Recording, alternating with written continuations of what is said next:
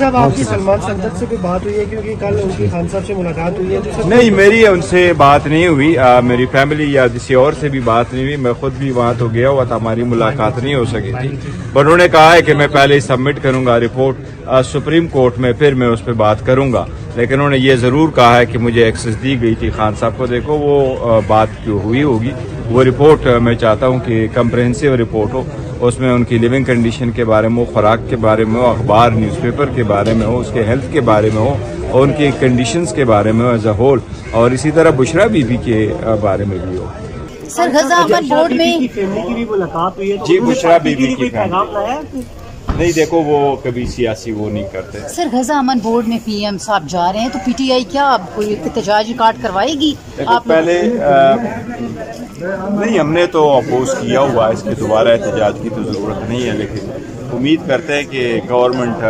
کیا پارلیمان کو اعتماد میں لیتی ہے کہ ملاقات ہوئی ہے، کوئی کمٹمنٹ تو نہیں مانگا جا رہا ہے کہ پاکستان کوئی کمٹ کرے گا۔ یہ سننے میں آیا ہے کہ وہاں کچھ لوگوں کو کہا جا رہا ہے کہ آپ کچھ کمٹ کریں، فنڈز کمٹ کر لیں، کیونکہ ہمارے پاس واقعی فنڈز کی ضرورت ہے۔ تو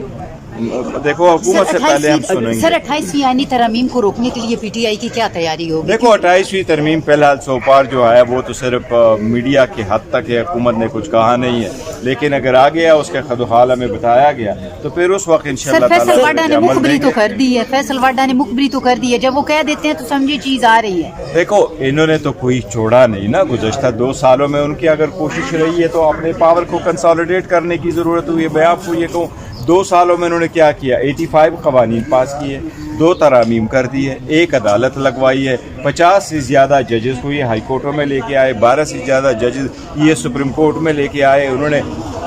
کانسٹیٹیوشنل کورٹ میں بھی لے کے آئے ججز کو، لیکن اور ہمارے سے 78 سیٹیں لینی، ہماری ریزرو سیٹیں ہم سے لے لی ہیں باقی، لیکن یہ جو ناکامی ان کی نا سب سے بڑی ناکامی ہے، یہ معیشت کو نہیں اٹھا سکے، یہ دہشت گردی کو ختم نہیں کر سکے، یہ عوام کے دلوں میں جگہ نہیں بنا سکے، یہ عوام کو نہیں بتا سکے کہ ہم آپ کے واقعی ہم آپ کے نمائندے ہیں اور ہم آپ کے لیے کام کر رہے ہیں، تو اس لیے اس کے پیچھے جو ہے جتنے مرضی یہ کام کرے یہ ناکام ہوں گے۔ ہاں، ہم یہ نہیں چاہتے کسی صورت کہ پاکستان ناکام ہو۔ پاکستان کے کوسا صاحب کہ یہ اپلیکیشن انہوں نے بہت پہلے کیا تھا اور انہوں نے ایک قانونی نقطہ اٹھایا تھا کہ اگر انیشل اریسٹ جو ہے وہ الیگل ہے تو وہ کنٹینیو کر۔ سر بتائیے حکومت کی جو نئی سولر پالیسی آئی ہے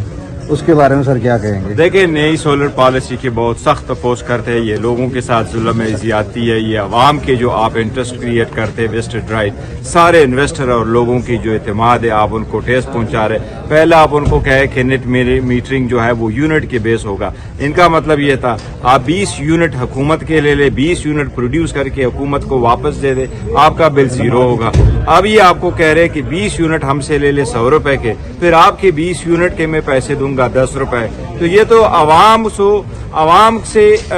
اپنی پیداش جو جنریٹ کرتے انرجی وہ خود آپ سے جو ہے نا وہ ان پہ چارج لگا رہے، تو یہ بڑا نامناسب۔